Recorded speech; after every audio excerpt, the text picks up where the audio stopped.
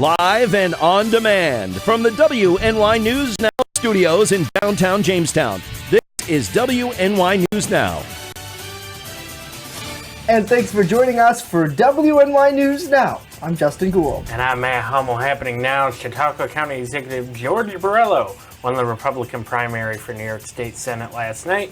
We'll break down various local races coming up. We have a lot to tell you about there. Plus, we take a look at other local news headlines. But first, Chief Forecaster Dakota Hunter is standing by with a live look at our weather. Beautiful day shaping out, Dakota. Yes, it is. Happy Justin. Happy Wednesday, Justin. Yeah, Justin's now a day of the week.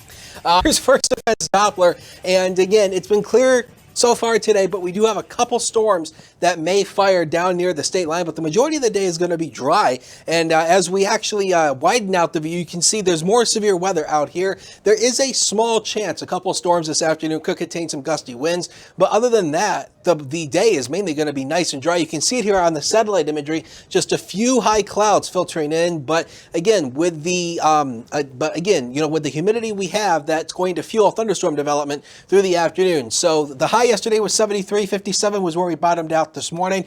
We're not going to be anywhere near the records today, so that's safe for another year. So here's the hour by hour. Temperatures will make it into the mid to upper 70s. Best chance for any rain is going to be early this afternoon, really between 1 and 3 o'clock this afternoon. And then otherwise, it's just partly to mostly sunny throughout the day, but that humidity is up there. We'll time out the storms plus that 7-day later on in the show. Justin and Matt. Alrighty, Dakota, thank you very much. Our top story, Chautauqua County Executive George Borrello won the Republican Party's nomination for New York State's 57th Senate District Tuesday night after defeating Allegheny County Board of Legislature Chairman Kurt Crandall. Now, Borrello was WNY News Now's projected winner last night as he tallied 60% of the votes across the district. Now, the candidate said he put many miles on his vehicle as he traveled the district and heard from many people. Across this district, even though we are a diverse district, that we are really very much the same. Our challenges are the same, our hopes are the same, and certainly the feelings on what's happening in Albany is very much the same. So I learned a lot about the specific areas and what their assets are, what their hopes are, but at the same time I also learned that we are galvanized in our beliefs, and I will fight hard for our beliefs and our principles in Albany. Now, the candidate said that he hopes he can work with Crandall as the general election approaches. Borrello will face Democratic candidate Austin Morgan in November's general election. And in another highly anticipated race, Chautauqua County Legislator Dave Wilfong won the City of Jamestown mayoral Republican nomination. He defeated Jamestown City Councilman at-large Andrew Liuzzo. Now, Wilfong told WNY News Now that he is thankful for the hard work the Liuzzo campaign invested in the race. The legislator did, however, say he was disappointed in the lack of political participation in this primary. Well, I was really shocked on the amount of people that probably weren't involved the way they should be, because I think a lot of people have kind of given up on the city, that we can't make changes and we can't move forward. And I hope that in a Wilfong administration we can change that and we can move us forward, and especially in a little different direction. Now, Liuzzo said following the defeat that he hopes that city Republicans chose the right candidate to serve as Jamestown undergoes an administration change. The people made their choice, and now I just hope that they pick the right candidate to move the city forward. Good luck to both of them. Now, Wilfong will now face Democrat Eddie Sundquist in November's election. And longtime City of Jamestown Ward 2 Councilman Tony Dulce fended off challenger Raven Mason Thompson, winning more than 77% of the vote last night. Dulce said the issues and views Mason Thompson brought forward during her campaign will be something he will ponder. Her issues and her views should be taken into account, and certainly I will do that. And certainly look forward to her being a constituent in my ward and working with her. And I'm sure that in the future she could probably run for something. And I congratulate her on a good race. Now, Mason Thompson told us that despite the loss, she was happy to see a movement emerge during her campaign. I'm grateful for stirring things up I'm grateful for the people who have decided that change is needed, that hope is still alive. And as far as I'm concerned, God is on the move. These are new beginnings, and better days are ahead. So no matter how it looks from the onset, we keep the end in mind. And so I'm looking forward to what's up ahead for not just Jamestown, but our region as a whole. I know a lot of people have been praying, and things are getting stirred up. And so to me, that's what this is about. And the final hotly contested race of the evening was between incumbent Town of Carroll Supervisor Laura S. Smith and challenger Russell L. Payne, who defeated Smith 188 to 159. A full list of unofficial results are available right now on WNYNewsNow.com. And certainly, Matt, last night, I don't know about you, but it seemed like everything went very quick. Normally, on election night, we sometimes are up, into the very early morning hours. Obviously, this being a primary, not as many people turn out to vote, so things are processed maybe a little bit faster. But I guess, last night certainly, a really big number of races. And I think that the biggest thing that at least we noticed here in Jamestown was the quality of candidates on whether. I was about to say on both sides, but they obviously were both Republican candidates. But they worked hard, and they had a good race. Absolutely, and very very classy. Comments that we had there, and certainly they're fighting for what's good for the city. Justin, I think now that we have who's going to be running. I'm interested to see how November is going to play out, especially with the mayoral race. I think that it's going to be. I think it's going to be very close. I don't know about you, but it'll be really interesting to see what the city chooses. Yeah, absolutely. And I wanted to dip into one more thing in the town of Carroll that we just spoke about it just a little bit ago here. But that race, I don't think got very much attention for Carroll Town Supervisor. Let's just take another look at the results here. So Russell Payne, now mind you, Laura Smith is an incumbent candidate who was defeated by Russ, who had a little bit of political experience running for Stucco County Sheriff, wasn't successful in that race. Now in his home town, going for this Republican endorsement. He'll be heading into the fall election. And in fact, Laura Smith posting this on Facebook, which I think is very, very interesting. A lot of times these smaller town races, you saw the vote margin. Not that many people voted here. She's thanking all of her supporters and saying that she's still continuing on. Looks like she may have another nomination there from a different party, or maybe running as an independent. So we're going to take a closer look at this coming up in the coming weeks, and as we head into November, because it's certainly very interesting to see whether Russ would be able to upset this incumbent. It's kind of unprecedented a little bit when you head into these small town elections. Usually these incumbents run for 50 years sometimes? Sometimes it seems like it, yeah. So, I think that definitely will be something if we were to talk about the small town races. Right. Definitely something. And it's hard sometimes as journalists to cover that area just because you focus on the big races because that's what everyone's interested in. So, but we appreciate all of you for joining us and for following our political coverage, because certainly we do work hard. And absolutely. Last night I hit the bed at 1:30 in the evening, and we're back at it here early this morning as well. So hello to Erica. Hopefully you're doing well. Hello to Gary. Great to see you, sir. Jill, hello. Michael has joined us. Dave, good afternoon to you. Erica, Tammy is here. Joseph is here. Lisa is here. Pam, Andrew, Raven, hello to all of you. Patricia, Alberta, we thank you so much for your support. We have a lot more to tell you about as we head throughout this newscast. Coming up, the Jamestown Airport will be soon getting a new chunk of funding. We give you the deets on an announcement that came out just minutes ago. But first, the Village of Fredonia man was arrested following a lengthy child pornography investigation. Dakota. Justin didn't go to bed until, 1 o'clock? I got you beat. I didn't go to bed until 4. weatherman vibes. Let's take a live look at the Seneca Allegheny Casino in Salamanca, and the temperature is already up to 77 degrees, and there's that sticky, icky dew point of 66, and that dew point will continue to rise. We'll talk about it next. WNY News Now continues in a minute, so don't go away. Live and on demand, you're watching WNY News Now.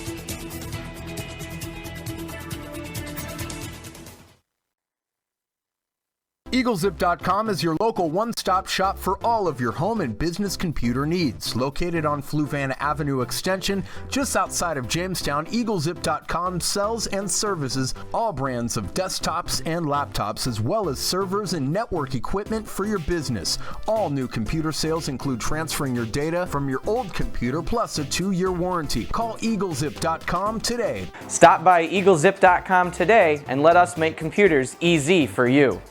You're watching WNY News Now, where coverage comes first. When you're on the go, stay in the know by downloading the WNY News Now mobile app. Stay up to date on local news, weather, and sports that matter to you. Plus, subscribe to breaking news and weather alerts from the team that puts coverage first. In addition, watch news as it happens with the Southern Tier's only 24/7 streaming network. Download the WNY News Now app right now. It's free on the Apple App Store and Google Play Store. And happening now, a Fredonia man is facing charges after police charged him with promoting a sexual performance by a child following a lengthy investigation by the Federal Bureau of Investigation and Fredonia Police. Police say that David Tuboy was arrested after several items were allegedly seized from his Carroll Avenue residence. Authorities say they executed a search warrant from the U.S. federal court in Buffalo. Tuboy was held pending arraignment in the Village of Fredonia Justice Court. And the town of Carroll police are looking for the driver of a black GMC Suburban that allegedly hit a motorcycle and then left the scene yesterday at noon.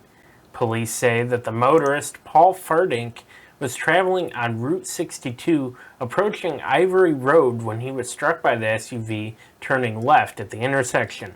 Police say the GMC Suburban was traveling east on Route 62 out of Frewsburg prior to the crash, and after he was knocked off his motorcycle, police say that Fardink suffered minor abrasions and an ankle injury. He did not require medical attention at the scene, and police say the GMC Suburban was operated by a white female.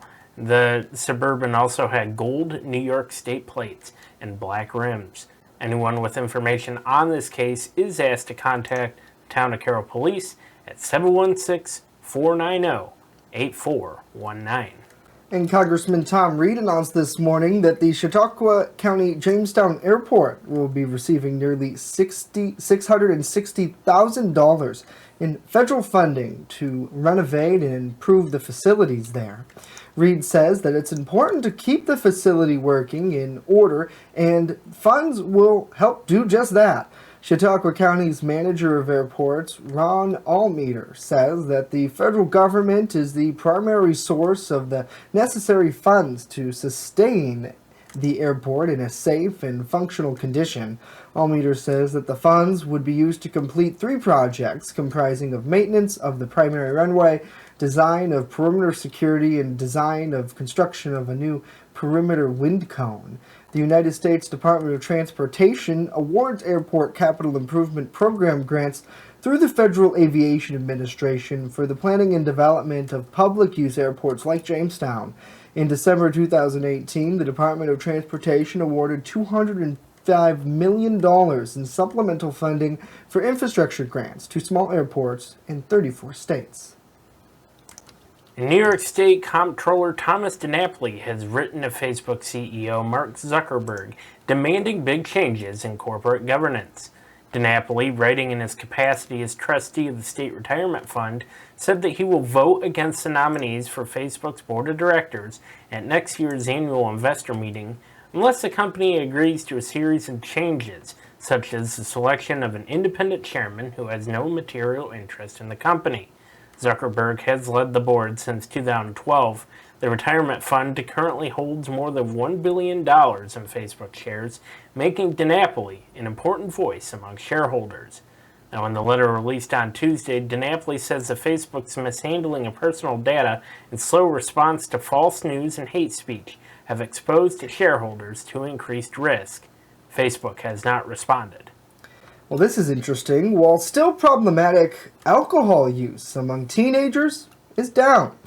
The national survey included 8th, 10th, and 12th grade students for the 2018 monitoring, and it found that overall alcohol use has dropped in recent years. According to the data, by the end of 12th grade, 59% of students had consumed more than a few sips of alcohol. Just under 43% of 12th graders reported having been drunk at least once in their lifetime. The American Academy of Pediatrics says continuing to send a message to teens about the dangers of drinking alcohol can continue to help the trend. They also recommend banning the sale of powdered alcohol. Very interesting study there, Matt. I know certainly, I can attest to my times as a teenager. I mean, yeah, alcohol was a thing. I think a lot of people drank it because it was taboo and you weren't supposed to, the man said not to engage in it. But I mean, at least for me, that was about it. Yeah, I mean, Matt, not so much. Yeah, It's okay. You're still here. Yeah. You didn't hurt anybody? No, I'm still here. I don't have a record that I know of. It's sealed, ladies and gentlemen. Hey, I haven't seen my name on the warrant list. No, you're doing good. You're doing good. Hey, there's a couple places you don't want to be. You don't want to be in the ground or in county jail. Those are the two ground places. Or county jail. We're proud of that. So I'm just picking. Hey, we've been to county jail. We have though. We have been to county jail. Thankfully, they let us out every time. Absolutely. What the heck are they thinking? They just been to jail, been to court, been to the sheriff's office, been to the Crosby's across the street. That's a popular place. Absolutely. That's a popular place. So they need Tim Hortons up there. That's what they need. Well, we've talked about this. To be continued there. Absolutely. So, happy Wednesday to everybody. Thanks for joining us here. Hello to Joseph. Hello to Connie as well. Butch, beautiful day out there. Thank you for joining us. Seth, hello to you. Hopefully you are doing well. And hello to, let's see here. I'm trying to see. Drop your name. Sam, hello to you. Hopefully, David, hello to you. Drop your name in the comments. We'll give you a shout out and say hello on this beautiful, beautiful midsummer's day. Coming up next, Chief Forecaster Dakota Hunter lets us know how long this great weather will last. And later, a Western New York native, David Bellavia, receives the Presidential Medal of Honor. We speak with him when WNY News Now returns.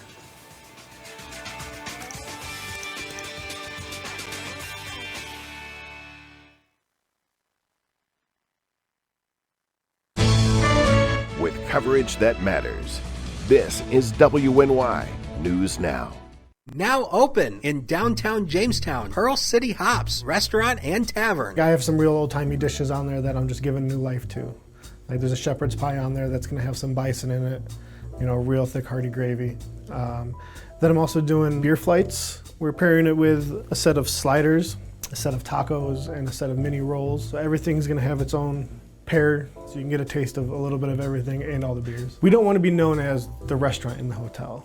We want to be known as Pearl City Hops. Slow down. Slow down and move over. Move over. When you see signs, Lights. Vests. Please, give us some room. Slow down. Slow down and move over. When you need help, it's our job to help you. To save you. Despite the danger. This danger is real. Do your part. Please. Slow down. Slow down. And move over. Move over.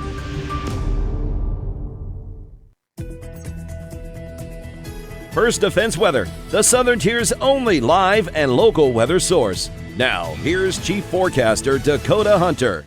And I can say truthfully, I never experimented with alcohol or any illegal drugs as a teenager.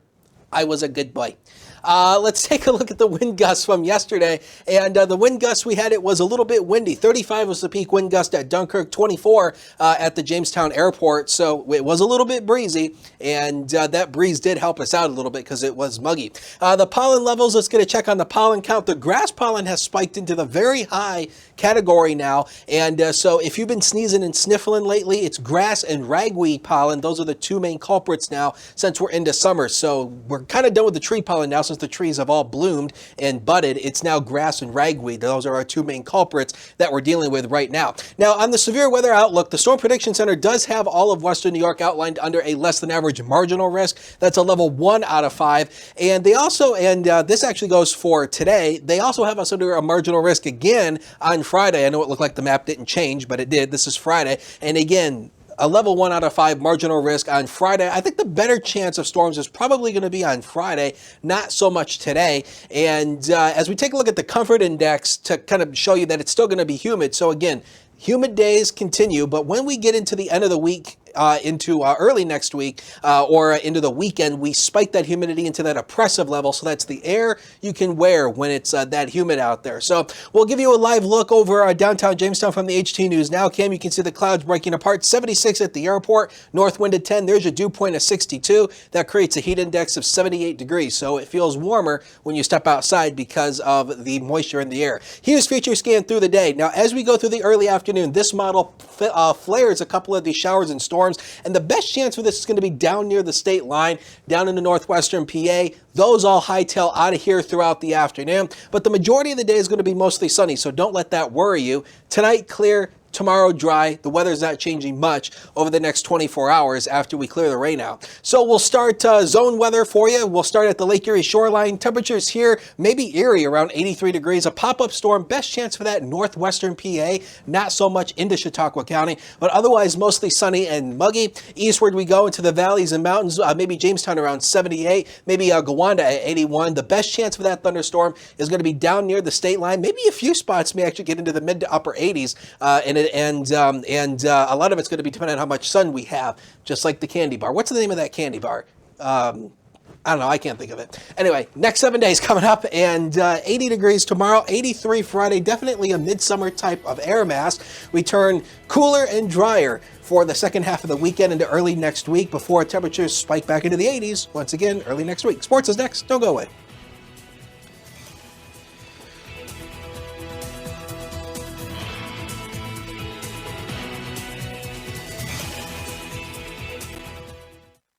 Want weather now? Download the WNY News Now mobile app and stay up to date on severe weather alerts. Plus, anytime hazardous weather strikes, stick with the Southern Tier's only 24/7 streaming network that keeps you safe. You're all in a tornado warning, so now is the time to go to a safe place, small room, lowest floor, near the center, away from windows. What are you waiting for? Download the WNY News Now mobile app today. It's free in the Apple App Store and Google Play Store. WNY Sports Now is powered by Phone Zone of Jamestown. With the largest inventory around, we buy and sell our own merchandise at a price that can't be beat. Have a broken screen? We'll fix it. Learn more at phonezoneshop.com.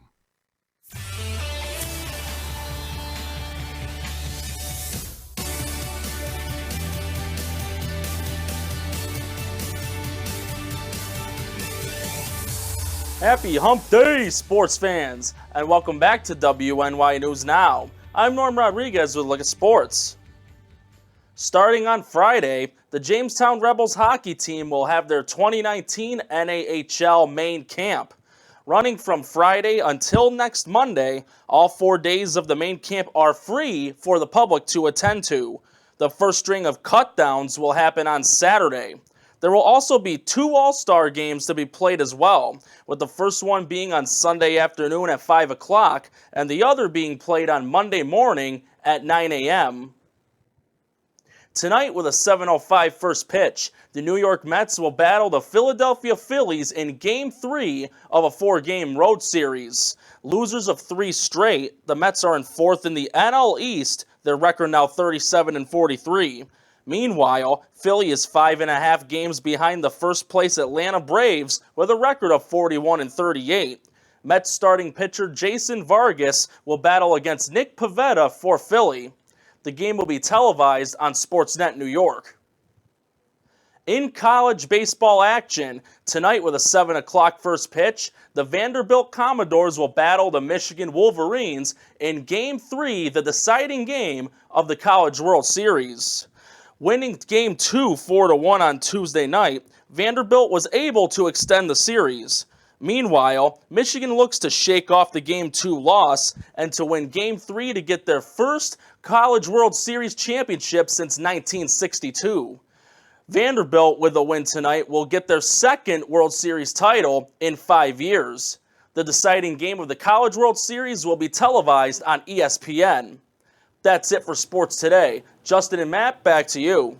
Alrighty, Norm, thank you very much. Well, for the first time, the nation's highest military decoration has been awarded to a living Iraq war veteran. Retired Army Staff Sergeant and Western New York native David Bellavia received the Medal of Honor from President Trump yesterday. Barbara Starr was at the White House and has more on Bellavia's story.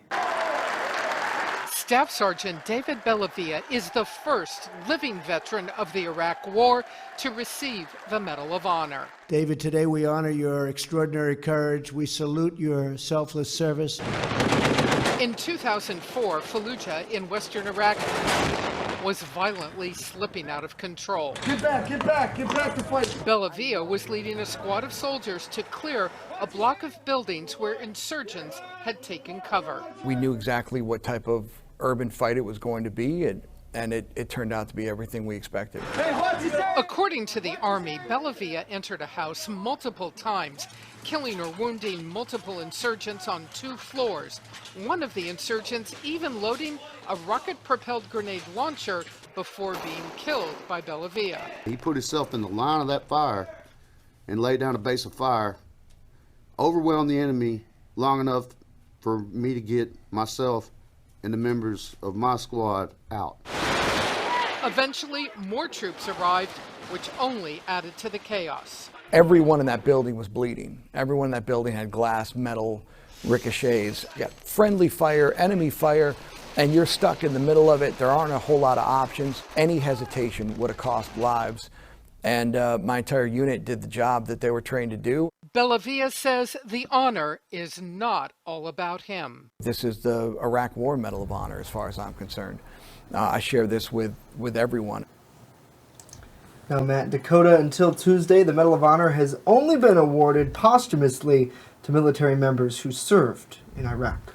Now, you know what I realized, or didn't realize rather, until I think it was yesterday when I saw this.